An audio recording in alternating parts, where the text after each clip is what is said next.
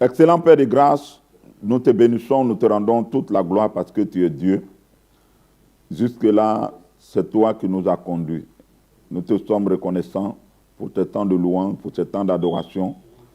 Mais aussi maintenant que nous sommes arrivés en ce temps où nous voulons nous asseoir humblement à tes pieds pour recevoir tes instructions, nous prions que ton esprit nous conduise. Nous prions que ton esprit nous dirige. Que ton esprit, Seigneur, inspire chaque cœur, chaque pensée, qu'il l'amène à comprendre ce que toi tu veux dire, afin que nous soyons au même niveau d'information.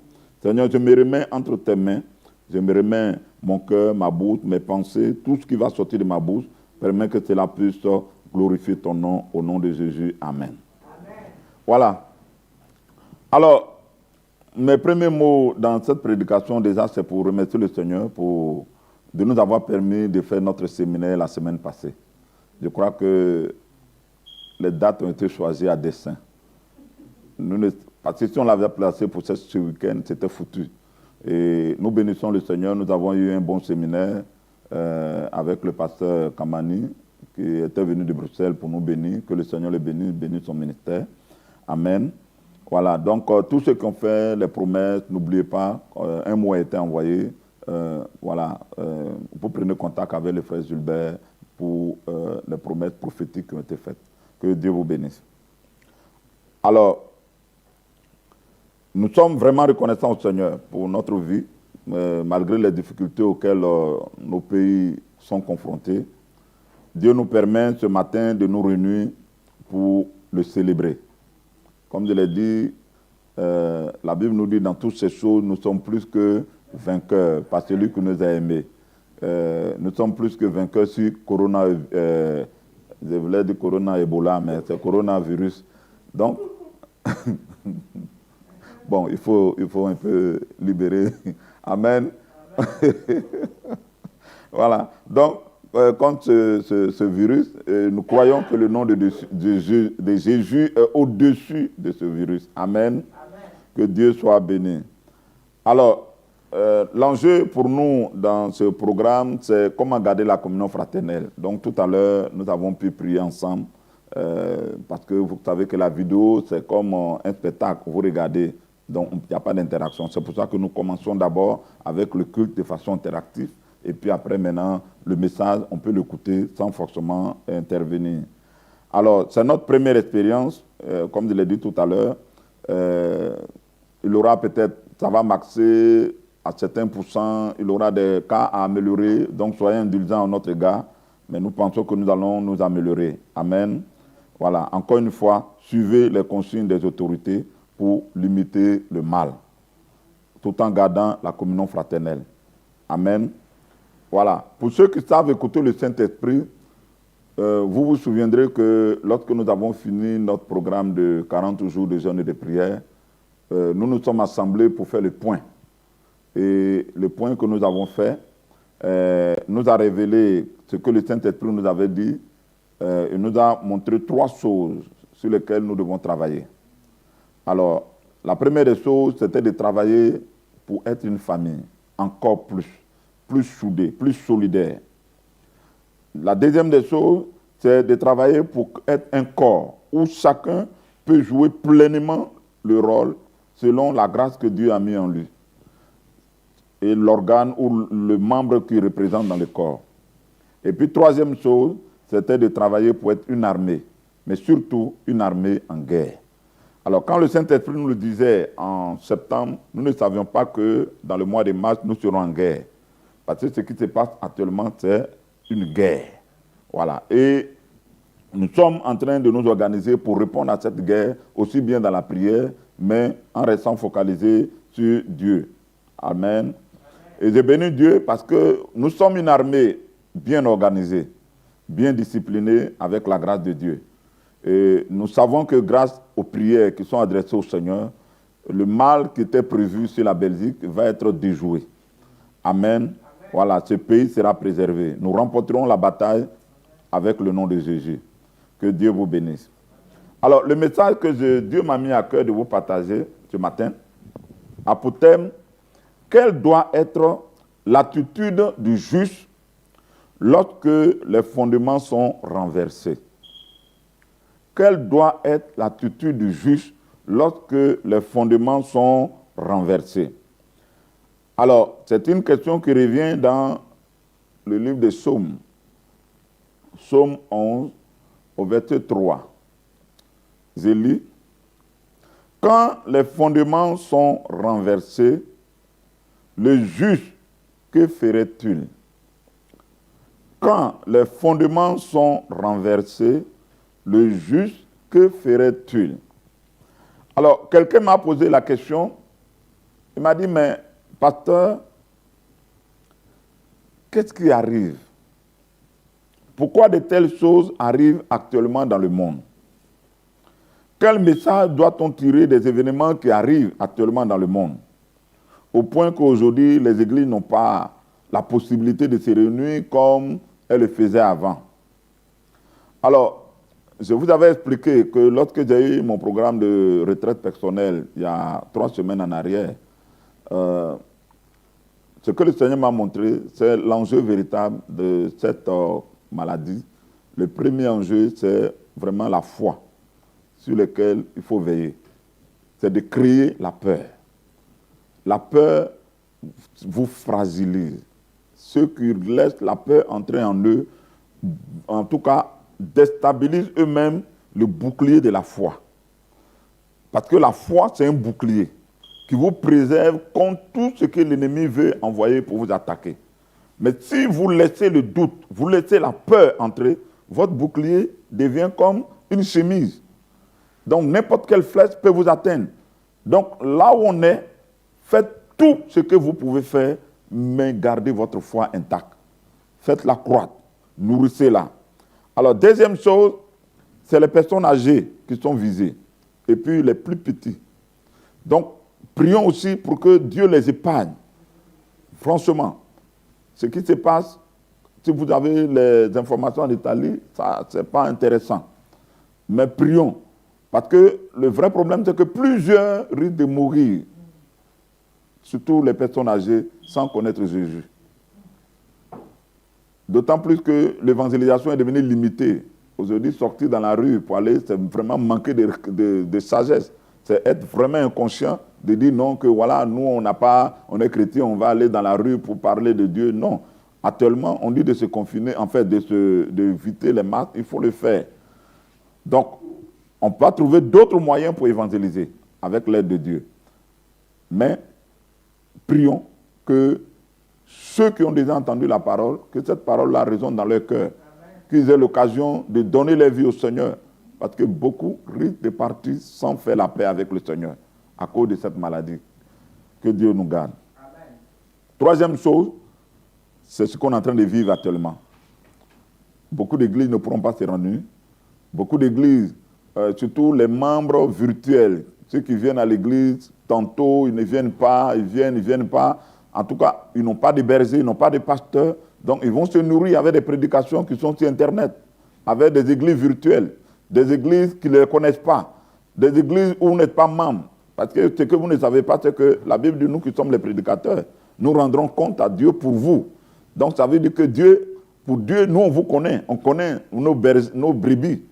Donc en tant que berger, nous connaissons nos brebis. Le vrai berger, le bon berger, Jésus-Christ aussi, nous connaît. Donc, il y a une sorte de responsabilité que les pasteurs que nous sommes, nous avons vis-à-vis des brebis. Mais une brebis qui n'a pas de bergerie, à l'heure actuelle, ces brebis vont aller brouter partout. Beaucoup vont sortir avec des gâteaux spirituels. Certains vont même, si on ne fait pas attention, peuvent même retourner dans le monde. Surtout les jeunes brebis qui ont rejoint des assemblées qui ne peuvent plus être nourries, qui ne peuvent plus être visitées. Ou certains qui ne sont même pas informés des stratégies qui sont mises en place pour garder la foi. Là où ils sont sous pression par rapport à leurs amis qui veulent les attirer vers le monde, certains risquent de céder. C'est pour tout ça qu'il faut prier. Alléluia. Donc, prions vraiment que Dieu garde son peuple. Alors, pour revenir à la question que le bien-aimé m'a posée, pourquoi ces choses arrivent? Il me semble que la Bible donne des réponses simples. Alors, il faut savoir que ces choses où ces troubles arrivent, car les fondements sur lesquels sont établies nos sociétés humaines ne sont pas des fondements solides. Nos sociétés actuelles sont bâties sur des choses éphémères. des choses superficielles, artificielles, l'argent, la recherche de la gloire, la poursuite de la réussite. En tout cas, tout ce qui frappe à l'œil, sauf Dieu. Et pendant que ces gens courent vers ces choses, ils oublient ce qui est le fondement même de la vie, c'est-à-dire Dieu. Donc, au moment où ils pensent qu'ils ont bâti leurs richesses, au moment où ils pensent qu'ils sont en sécurité, ils ont amassé assez d'argent, assez de biens pour vivre heureux, c'est là que parfois ces gens d'épidémie arrivent. Parce qu'il y a certaines personnes, je suis convaincu, qui ont travaillé toute leur vie, qui ont refusé d'aller à l'église, qui ont refusé les choses de Dieu. Maintenant, ils sont à la pension. Ils s'entendent maintenant à manger leur argent, à vivre, à voyager, à aller à la mer, à gauche, à droite. Corona dit non. Tu ne voyages pas. C'est ça la triste réalité. Le problème, ton argent même que tu as mis à part, rien ne dit que tu pourras en jouir. Parce que beaucoup risquent de partir sans même jouir de leurs propres biens. Que c'est-il de gagner le monde et de perdre son âme? Donc, il y a eu des valeurs sur lesquelles plusieurs ont bâti leur vie. Mais aujourd'hui, avec cette crise, ils se rendent compte que ces valeurs étaient des valeurs éphémères. Alléluia. Dans 1 Thessaloniciens 5, verset 3, il est dit ceci. Quand les hommes diront paix et sûreté, alors une ruine soudaine les surprendra, comme les douleurs de l'enfantement surprennent la femme enceinte. Et ils ne s'appuieront point. Oui, ce verset parle du temps du retour de Jésus. Mais c'est un verset aussi à portée prophétique. Pour nous dire que quiconque place sa confiance dans une paix éphémère, dans une sécurité éphémère, tôt ou tard, tu te rendras compte que ce sur quoi tu as fondé ta vie, si cette chose n'est pas bâtie sur Dieu, celui qui bâtit sans bâtir avec Dieu, celui qui garde sans garder avec Dieu, celui-là bâti en vain, celui-là garde en vain. Et c'est ce qui est en train de se passer aujourd'hui dans la vie de plusieurs personnes. Ces choses arrivent pour dire que la fondation sur laquelle notre société a été bâtie, les sociétés à travers, que ce soit l'Occident, en Afrique, partout, nous avons mis des valeurs. Nous avons dit, nous n'avons pas besoin de Dieu. Nous sommes assez intelligents. Sur le plan technique, nous sommes très avancés. On est même capable de lancer des fusées. Si vous avez remarqué, c'est quand la Chine a lancé sa fusée. Au moment où tout le monde parlait de la Chine, cette crise est arrivée. Elle a brisé l'orgueil de l'une des puissances mondiales. Aujourd'hui, même nous qui sommes en Occident, on a oublié de reconnaître que devant un virus qu'on ne voit pas, nous tous, nous tremblons. Alors, imaginez que nous tremblons devant un petit virus. Et quand il s'agit de Dieu, celui qui est grand, celui qui est tout puissant, nous ne voulons pas le craindre. Nous ne voulons pas le servir. Nous ne voulons pas tourner vers lui. Bien-aimés, il est temps que le monde comprenne que si un petit virus peut nous faire trembler, nous devons apprendre à trembler devant le grand Dieu. Il y a quelqu'un qui est au-dessus de ce virus. Il y a un nom qui est au-dessus de ce virus. Ce nom s'appelle Jésus-Christ de Nazareth. Il est temps que nous retournons aux vraies valeurs de la vie, telles que ce qui est enseigné dans la parole de Dieu. Les valeurs humaines, les valeurs de la solidarité, mais les valeurs de l'éternité. Comment préserver mon âme? Comment entrer dans le plan de Dieu pour le salut de mon âme? Voici les valeurs. La vie sur la terre, elle est éphémère. Elle est très éphémère. Tout ce que tu as sur la terre, un jour, tu vas le perdre. C'est ça la réalité. Donc, à travers toutes ces années, tu as refusé d'aller à l'église. Tu as emmagasiné. J'écoutais un médecin italien, j'ai pleuré. Il dit dans les hôpitaux aujourd'hui, des personnes âgées, les parents ne peuvent pas aller les voir, ils sont malades. Ils savent que le temps de partir est arrivé. Le problème, c'est que les parents sont en quarantaine actuellement, donc ils ne peuvent pas aller leur rendre visite. Donc, leur seul souhait, c'est de pouvoir dire un seul mot gentil à un parent avant de partir.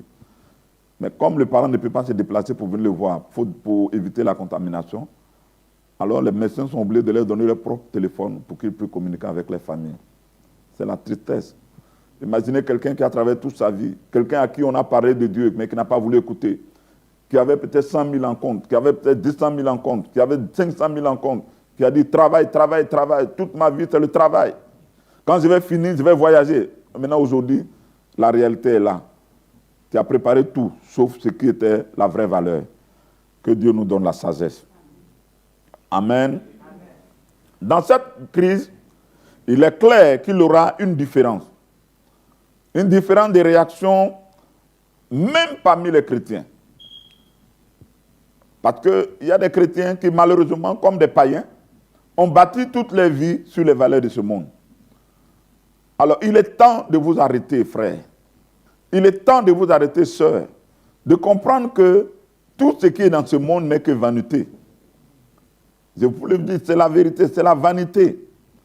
C'est la vanité. La vanité de vanité, tout est vanité. Donc, ce en quoi vous mettez votre force, votre gloire, c'est passager. Alléluia. Amen. Donc, les chrétiens qui ont bâti leur vie sur les valeurs de ce monde, à cause du travail, tu ne vas plus à l'église. À cause du travail, tu n'as plus de vie de prière. À cause de ton mariage, tu n'as plus le temps de ton Dieu. Cette crise vient te montrer que tu bâtis sur du sable. Mais par contre, ceux qui ont appris à bâtir sur le roc, ceux qui ont appris à bâtir sur la parole de Dieu, ceux qui ont appris à connaître leur Dieu, dans ce moment de crise, vous allez traverser cette crise sans frayeur. Parce que le Saint-Esprit se servira des paroles que vous avez emmagasinées, des réserves que vous avez emmagasinées pour vous fortifier. Donc toi qui as bâti sur le sable, il est temps de revoir ton modèle, de revoir la fondation. Alléluia. Amen. Dans Luc 8, verset 47 à 49, Jésus dit, « Je vous montrerai à qui est semblable tout homme qui vient à moi, entend mes paroles et les met en pratique. » Il dit qu'il est semblable à un homme qui bâtit une maison, a creusé profondément et a posé le fondement sur le roc. Une inondation est venue. Le torrent s'est jeté contre cette maison sans pouvoir l'ébranler parce qu'elle était bien bâtie. Verset 49. Mais celui qui entend et ne met pas en pratique est semblable à un homme qui a bâti une maison sur la terre sans fondement. Le torrent s'est jeté contre elle, aussitôt elle est tombée et la ruine de cette maison a été grande. Donc on verra la différence entre ceux qui ont bâti sur Christ, donc ceux dont la fondation est Jésus, et ceux qui ont bâti sur les valeurs de ce monde. La richesse, la gloire, l'égoïsme, la malhonnêteté, la méchanceté. Alléluia. Ceux qui ont bâti sur Christ, cette crise ne vous ébranlera pas. Au contraire, vous sortirez fortifiés. Mais ceux qui ont bâti sur les valeurs de ce monde, il est temps de retourner aux vraies valeurs. Il est temps de repositionner. Donc, quand les fondements se croulent, il est temps pour le juste de s'arrêter et de faire une belle évaluation. Le juste dont nous parlons ici, il s'agit de l'enfant de Dieu, qui a été racheté, qui a été justifié par le sang de Jésus.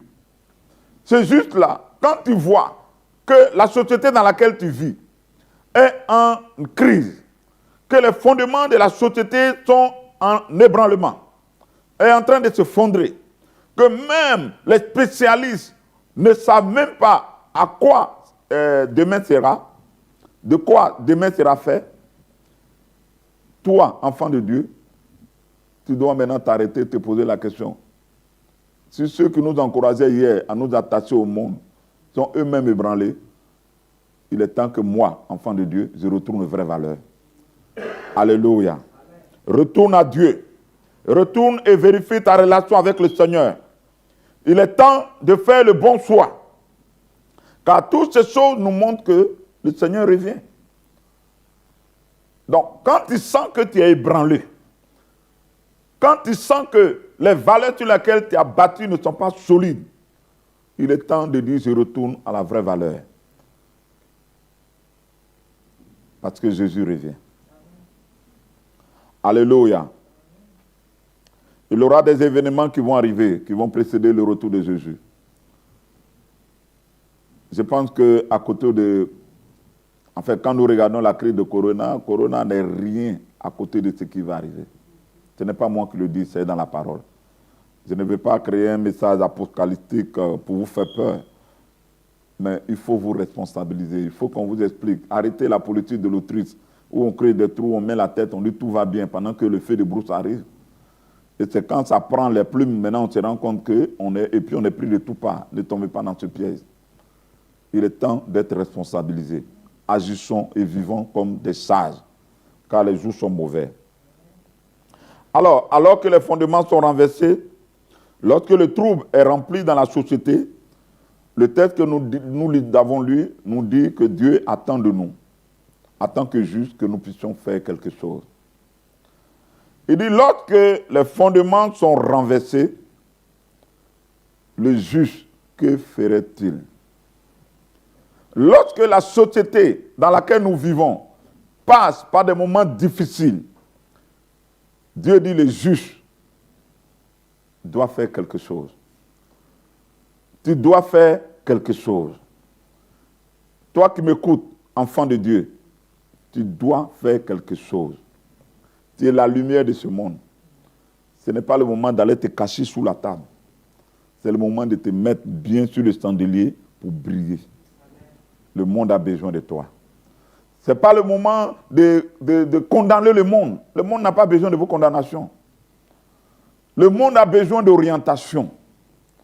Parce qu'ils ont placé les foi en des valeurs qui ne tiennent pas. Maintenant, vous venez dire non, ce que vous avez fait est mauvais, mauvais. Oui, mais après, qu'est-ce qu'on fait? Il faut leur montrer un exemple. Et l'exemple là, c'est toi, ton attitude. Ton attitude va être pour eux un message. Donc, il y a 3 choses que Dieu attend au moins du juge lorsque les fondements sont renversés. Alors, la première chose que Dieu attend du juge, c'est refuser la peur. Éviter d'être un courroie de transmission de peur. Je le dis ici parce que je vois que beaucoup parmi vous ne comprennent pas les messages qu'on envoie. On vous a dit que ce qui est visible, l'esprit qui est derrière cette maladie, ce qu'il vit, c'est créer la peur et fragiliser le bouclier de la foi de plusieurs pour les atteindre.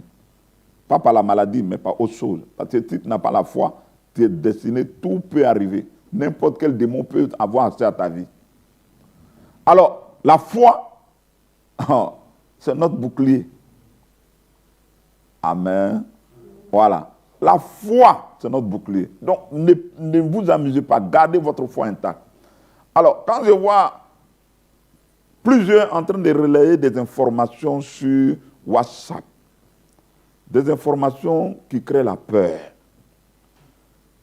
Tout le temps, vous avez des informations. On envoie des versets bibliques. Au lieu de les relayer, vous ne les relayez pas, mais c'est tout le temps les informations sur Corona, tant. Oui, on a besoin de certaines informations pour nous responsabiliser. Mais limitez-vous à deux informations, ça s'arrête là. Mais bourrez toute la journée. Vous êtes sur les journaux, matin, midi, soir. Vous vous nourrissez que des informations qui sont sur Internet. Mais quand la journée passe, vous n'avez même pas passé une heure ou une minute avec la parole de Dieu qui va produire la foi dans votre cœur. Vous trouvez que c'est normal? La Bible dit la foi vient de ce qu'on entend. Ce qu'on entend vient de la parole de Dieu. Donc c'est le moment où, enfant de Dieu, tu dois te nourrir davantage de la parole. C'est le moment où ton esprit doit se fortifier. L'homme intérieur doit être fort. Parce que l'homme que tu es, il y a 3. Tu as en même temps 3 en toi. Tu es esprit, tu as une âme, tu vis dans un corps.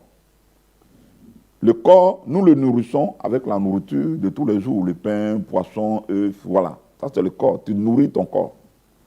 Mais ton âme a besoin d'être nourrie. L'âme se nourrit des bonnes pensées. Que tout ce qui est pur, tout ce qui est bon, tout ce qui est digne d'approbation soit l'objet de vos pensées. Donc, vous devez nourrir vos pensées avec de bonnes pensées, de bonnes paroles. Des paroles qui vous donnent de l'espoir. Des paroles qui vous fortifient. Donc, ce n'est pas le moment de relayer sur vos comptes Facebook des informations alarmistes, des informations. Non, ne faites pas ça. Ne faites pas ça. Beaucoup sont 24 heures sur 24 sur Internet. Surtout que ces moments où les enfants ne vont pas aller à l'école, ou peut-être même certains travailleurs vont rester à la maison. Au lieu de vous nourrir de la parole, vous vous nourrissez que des informations sur Internet, des informations sur la télé. C'est une mauvaise façon de faire. Tu fragilises ton âme. Ton âme a besoin de manger de bonnes nouvelles. Tu dois nourrir ton âme avec les bonnes nouvelles. Ton esprit aussi a besoin de nourriture. Ton esprit, lui, mange la parole de Dieu. Donc, quand tu médites la parole, c'est ton homme intérieur, ton esprit qui se fortifie. Ton esprit devient plus fort. Alléluia. Donc, mangez beaucoup. C'est le moment où vous devez beaucoup méditer. C'est le moment où vous devez lire des livres qui parlent de la foi. Vous devez lire des livres ou en tout cas méditer beaucoup la parole. Ça va beaucoup nourrir votre esprit. Donc, déconnectez-vous un peu. Si vous partez prendre un peu d'informations, c'est bon. Peut-être juste pour prévenir les gens. Comme les informations, il y a des informations qui sont utiles. Ceux qui nous ont donné les informations, j'ai béni Dieu pour nos frères du secteur médical au sein de l'Église qui nous donnent souvent beaucoup d'informations. Voilà, je vous les transmets.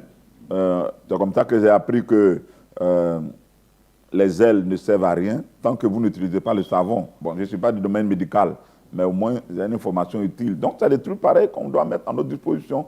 Donc, avant d'utiliser le gel, vous utilisez d'abord le savon, et après le savon, vous utilisez le gel. Alors, en ce moment, vous diminuez les risques de contamination. Alors, autre chose qu'on a appris, grâce à nos éléments de la santé, donc notre équipe de la santé au sein de l'Église, qui nous a informé les informations qui circulent au niveau, je crois, le ministre français qui a lancé une information comme quoi, quand vous observez des fièvres, de ne pas prendre ibuprofène, mais de prendre plutôt des paracétamol comme le dafalgan, parce que l'ibuprofène peut aggraver la maladie. Ça, c'est des informations utiles. Voilà, il faut le donner, ce n'est pas pour faire peur. Voilà. Quand on dit en Italie, c'est très grave, faisons attention, ce n'est pas pour faire peur, mais c'est juste une information, un coup, et puis on ne parle plus de ça. Mais toute la journée, 1, 2, 3, vous envoyez des WhatsApp, vous envoyez, jamais un verset biblique qui communique la foi. Tu fais quoi? Tu es en train de tuer la foi des gens. Arrêtez ça. Donc, quand vous choisissez les gens à qui vous envoyez vos messages, même sur mon compte Facebook, si vous êtes amis avec moi, si c'est pour relayer beaucoup d'informations qui font peur, je vous déconnecte pour ces 33 semaines. Parce que je veux nourrir ma foi avec la parole de Dieu. Voilà. On n'est pas obligé de rester amis. Que Dieu vous bénisse. Alors, la foi, on en a besoin. Parce que la peur vous fragilise sérieusement. Alors, on va lire un exemple et vous allez comprendre ce que la peur peut faire dans la vie d'un homme. Dans Matthieu 14, à partir du verset 26. Matthieu 14. Ça va, j'espère que vous me suivez. Voilà. Donc, comme je l'ai dit, c'est notre première expérience. Nous aurons l'occasion de revenir vers vous pour faire le feedback. Alors, vous connaissez cette histoire, c'est quand Jésus a marché sur l'eau. Jésus a marché sur l'eau pour venir vers ses disciples. Au verset 26, il est dit, quand les disciples le virent marcher sur la mer, ils furent troublés. Il dit, c'est un fantôme. Et dans leur frayeur, ils poussaient des cris. Jésus leur dit, rassurez-vous, c'est moi, n'ayez pas peur. Pierre lui dit, Seigneur, si c'est toi, ordonne que j'aille vers toi sur les eaux. Et il dit, viens. Pierre sortit de la barque et marcha sur les eaux pour aller vers Jésus. Mais voyant que le vent était fort, il eut peur. Et comme il commençait à enfoncer, il s'écria, Seigneur, sauve-moi. Aussitôt Jésus étendit la main, le saisit et lui dit, homme de peu de foi, pourquoi as-tu douté? Alors, c'est un texte qui est très révélateur du désastre que la foi peut faire dans la vie d'un enfant de Dieu. Jésus marche sur l'eau, Pierre le voit et Pierre lui dit, Seigneur, si c'est vraiment toi, ordonne que je vienne.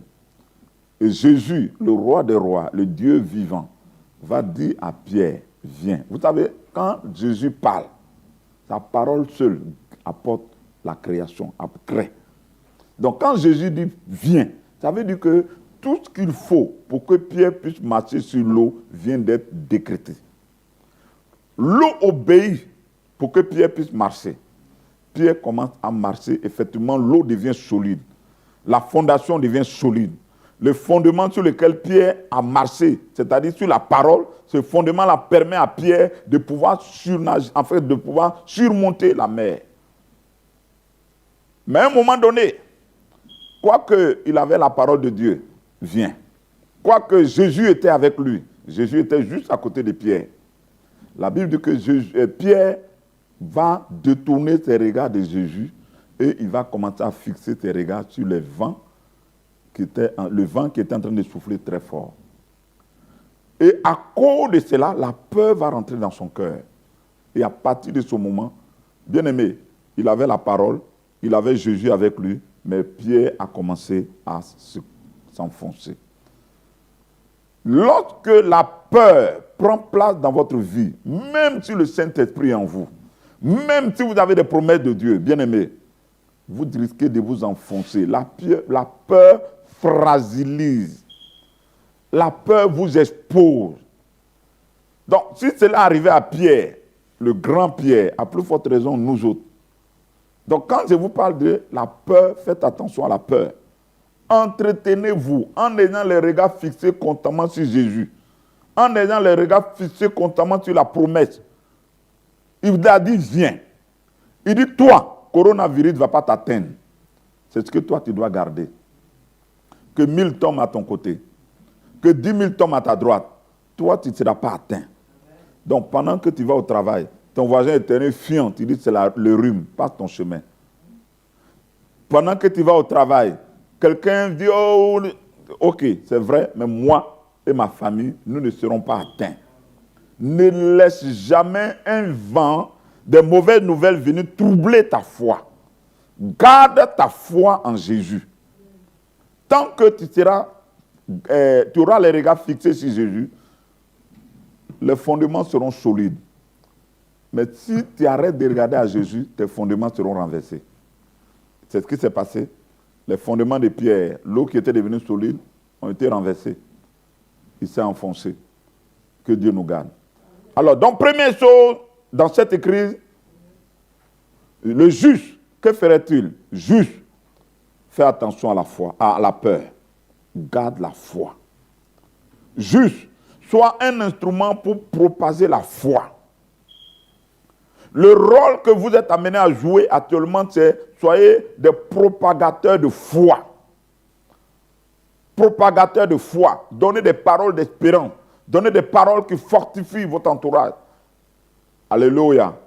Et combattez la peur. Lorsque les fondements sont renversés, le juge, que ferait-il? Deuxième chose que le juge doit faire, le juge doit beaucoup prier. Ces moments difficiles sont des moments où vous devez privilégier la prière dans votre vie. C'est le moment où vous devez revoir votre intimité avec Dieu. Souvenez-vous du cas d'Abraham. Sodome et Gomorrhe était sur le point d'être détruit. Lorsque 3 ans sont passés, c'est Abraham. Et l'un d'entre eux va dire, casserait Abraham ce qui va arriver. Ce qui va arriver, un jugement va arriver sur Sodome et Gomorrhe. Les fondements de Sodome et Gomorrhe allaient être bientôt détruits. Mais Abraham, ayant compris que les fondements allaient être détruits, Abraham a choisi d'intercéder pour la ville. Et l'intercession d'Abraham a permis à son neveu Lot d'être sauvé, d'être épargné. N'oubliez pas que Lot s'est retrouvé dans cette ville parce qu'il s'est trouvé sur un mauvais fondement. Quand ils sont sortis en Égypte, il y avait des querelles entre les bergers de Lot et les bergers d'Abraham. Abraham a dit à Lot, écoute, on ne va pas se battre. Il faut que tu choisisses ton chemin. Si tu vas à gauche, moi je vais à droite, ainsi de suite. Bon, je ne reviendrai pas là-dessus, mais logiquement, Lot devait dire à Abraham, mon oncle, je vais rester avec toi. Mais il y a des chrétiens comme ça qui sont toujours pressés avant le temps de Dieu. Alors, finalement, il a choisi de partir. Il allait dans les contrées de Sodome et Gomorrhe. Mais il a fait le choix sur base de ce que ses yeux voyaient. La Bible dit qu'il a vu la verdure et il voyait que c'était beau. Ça, c'est un fondement qui se base sur vos choix humains. Donc, j'ai choisi un endroit. J'ai choisi d'aller vivre parce que, selon mes calculs humains, ça peut me rapporter beaucoup d'argent. Je ne consulte pas Dieu. Mais il ne savait pas que là où il partait, c'était un nid de serpents. Que là où il partait, c'était un lieu de destruction. Vous savez la suite de ce qui est arrivé à Lot. Il va perdre sa femme et ses 2 filles vont finir par coucher avec lui parce qu'elle n'avait plus de mari. Donc l'inceste va rentrer dans la famille. C'est-à-dire, c'était la confusion. Pourtant, la Bible appelle Lot le juge. C'est un juge. Mais un juge qui n'a pas su s'appuyer sur Dieu. Donc, le juge, que ferais-tu? Juge, revois tes fondements. Juge, retourne à des vraies valeurs. Les vraies valeurs, c'est choisir ce que la Bible dit. Donc, Lot a fait un choix sur base de la chair. Et cela s'est retourné contre lui. Mais Abraham, qui a fait le choix sur base de se confier au Seigneur, quand il a vu que les fondements étaient ébranlés, que la ville allait être détruite, Abraham s'est mis à part pour prier. C'est le moment où l'Église doit se mobiliser plus pour prier pour les païens. Beaucoup de vies risquent de périr. Beaucoup de personnes risquent d'aller dans l'éternité sans connaître Jésus. D'autant plus que notre capacité d'évangélisation dans les rues sont limitées. Vous savez, vous ne prenez pas, vous ne rendez pas compte de l'impact de cette crise en termes de rentabilité pour le royaume. Mais mettez-le en termes de rentabilité financière pour les entreprises. Imaginez une entreprise qui aujourd'hui ne sera pas capable de travailler pendant une semaine, 2 semaines, 3 semaines. En termes d'entreprise, c'est grave. Certaines entreprises, s'ils ne sont pas aidés par l'État, vont faire faillite. Alors, si vous mettez ça en termes de rentabilité pour le royaume, où les grands mouvements chrétiens qui ont mis l'accent sur l'évangélisation, qui font un bon travail, qu'aujourd'hui ne peuvent plus se rassembler, où les chrétiens sont confinés ce jeu, chacun sèche sa tête. Les âmes qui devaient sauver pendant ces 3 semaines, ceux qui ne seront pas atteints sur Internet, beaucoup vont mourir sans connaître Jésus. Si vous mettez ça à l'échelle du monde, bien aimé, c'est une affaire grave. Il faut qu'on se lève sérieusement compris. Parce que beaucoup risquent de périr sans Jésus. Donc il ne s'agit pas de rester là dans notre orgueil chrétien évangélique. Oui, nous on est bien, nous, ça ne nous concerne pas, ça concerne les païens. Oui, mais est-ce que Dieu veut que les païens périssent? C'est la Bible qui dit que Dieu a tant aimé le monde qu'il a donné son Fils unique, Jésus, afin que quiconque croit ne périsse pas. Donc nous sommes là pour les aider à croire. Comment croiront-ils si personne ne va vers eux, si personne ne leur annonce la parole? Donc notre responsabilité est de leur parler de Jésus, de leur annoncer la parole. Amen. Amen. Alléluia. Amen. Voilà. Donc, dans la crise actuelle, ce que Dieu attend de toi et de moi, c'est la prière. Amen. Priez, priez, priez pour le pays, priez pour les âmes, priez pour les frères et les sœurs. Vraiment, passez plus de temps encore dans la prière. Quand les fondements sont renversés, le juste, que ferait-il? Le juste grandit dans sa vie de prière. Le juste grandit dans sa relation avec Dieu. Amen. Donc le premier point, le juste est d'abord un instrument pour fortifier la foi. Parce que lui-même, il est fortifié dans sa propre foi avec la parole. Deuxièmement, le juste devient un instrument de prière pour soutenir ceux qui ne peuvent pas prier actuellement. Et troisième point pour terminer, lorsque les fondements sont renversés, c'est le temps où le juge doit mettre l'accent sur l'évangélisation. Mais l'évangélisation ici, c'est pas dans la rue pour respecter les consignes. Nous devons vraiment nous investir dans l'évangélisation sur le net. C'est pour ça que je vous encourage à... C'est un système que nous n'avons pas l'habitude, mais que nous devons nous adapter. Commencez à partager les messages. Nous allons avoir de plus en plus de messages au niveau audio pour toucher plus d'âmes. Là où Satan croyait nous empêcher d'aller dans la rue le samedi, on va aller affronter et arracher les âmes entre ses mains sur Internet. Donc, partagez. Si tu ne partages pas, ça veut dire que tu n'as pas l'envie que les âmes soient sauvées. Jésus a dit, celui qui n'assemble pas avec moi, c'est lui la disperse. Donc, soyons partageons les informations et mettons l'accent sur l'évangélisation. Alors, je vais vous donner la référence dans Actes 27, versets 10 et 11, et puis le verset 20 à 25. Ça parle de l'histoire où Paul est transporté à Rome comme prisonnier, avec plusieurs prisonniers. Et ils arrivent dans une ville, et Paul va avertir le capitaine du bateau, le centenier, en lui disant non, il ne faudrait pas que le bateau parte parce qu'il risque d'avoir des problèmes sur la route. Mais la Bible nous dit au verset 11, le centenier écouta le pilote et le patron du navire plutôt que les paroles de Paul. Donc il a choisi d'écouter les professionnels, il a choisi d'écouter ceux qu'il pense qu'ils sont mieux qualifiés que Paul, et il va refuser d'écouter Paul. Mais la réalité va le rattraper plus tard, d'autant plus que quand ils vont se mettre en masse, il y a une grave crise qui va arriver. Il y aura les ténèbres qui vont envahir le bateau va être frappé par une grosse tempête, et pendant plusieurs jours, tous ceux qui étaient sur le bateau ont commencé à vivre dans la peur, parce qu'ils sentaient que d'un moment à l'autre, la mort peut venir les frapper. Et c'est pendant qu'ils sont dans ce moment de tristesse, ce moment où ils ne savent pas ce qu'ils vont faire, parce que ça fait plusieurs jours qu'ils n'ont pas mangé, que Paul, à son tour, va maintenant se lever pour leur parler. Donc, Acte 27, on va lire.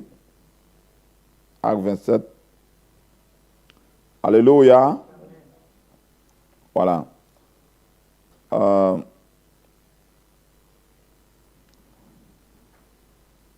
Acte 27, à partir du verset 20. Donc, ça fait plusieurs jours qu'ils n'ont pas mangé, ils sont dans la peur. Alors, je rappelle que Paul aussi est sur le bateau. Mais au lieu de vivre dans la peur, il a compris que les fondements sur lesquels ils se sont basés, le conseil du patron, le conseil du pilote, ils se sont basés sur des faux fondements. Les fondements sont renversés. Tout le monde est dans la peur. Alors, qu'est-ce qu'il faut faire? Paul ne les a pas condamnés. Paul a compris qu'il est en mission auprès d'eux. Verset 20 dit, le soleil et les étoiles ne parurent pas pendant plusieurs jours. Et la tempête était si forte que nous perdîmes enfin toute espérance de nous sauver. On n'avait pas mangé depuis longtemps. Et Paul, se tenant au milieu d'eux, leur dit, « Ô homme, il fallait m'écouter et ne pas partir de Crète, afin d'éviter ce péril et ce dommage.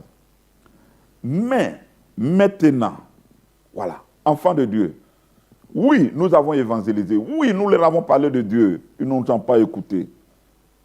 Ils ont placé les fondements sur ce que les spécialistes ont raconté, les fondements dans les promesses des politiciens, les fondements dans tout ce que la richesse d'un pays peut produire. Mais aujourd'hui, on se rend compte que c'est des choses qui ne tiendront pas dans le temps.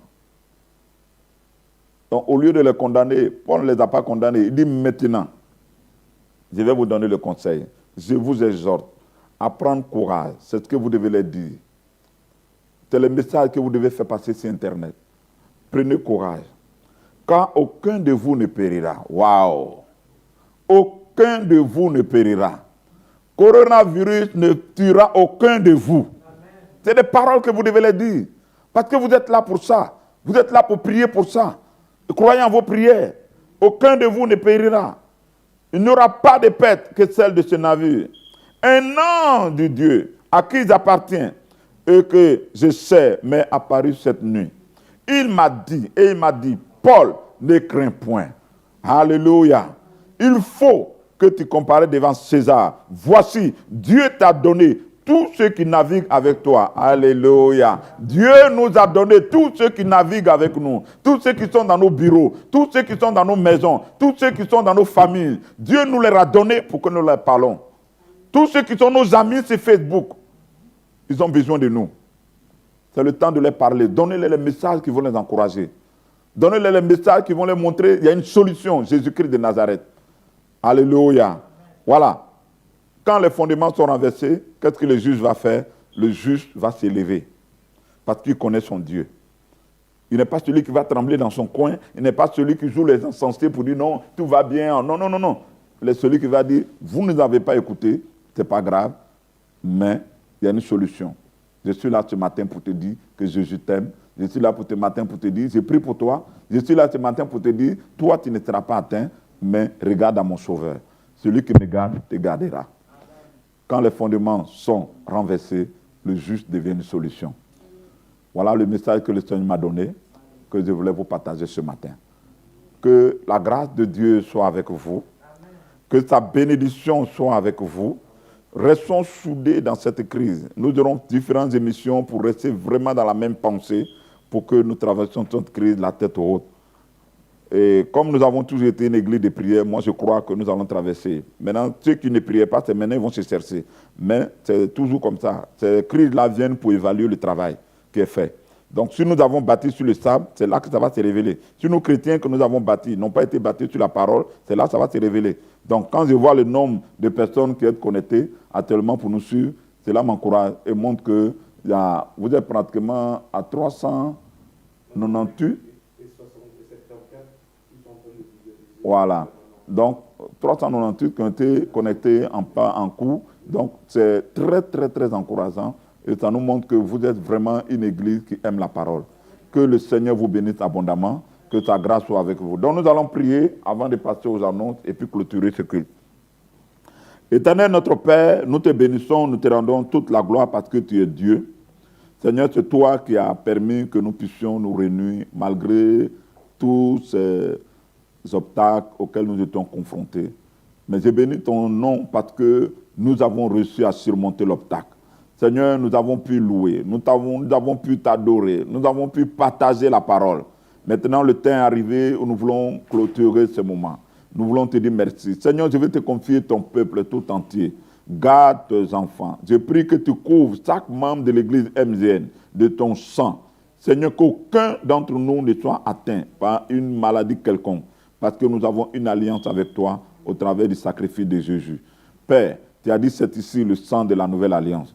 Seigneur, cette alliance nous lie. Le sacrifice de ton Fils. Le sang qui a coulé. Seigneur, ta parole déclare que lorsque les Israélites ont mis le sang sur les linteaux des portes en Égypte, Seigneur, aucun enfant des Israélites n'a été atteint par la mort.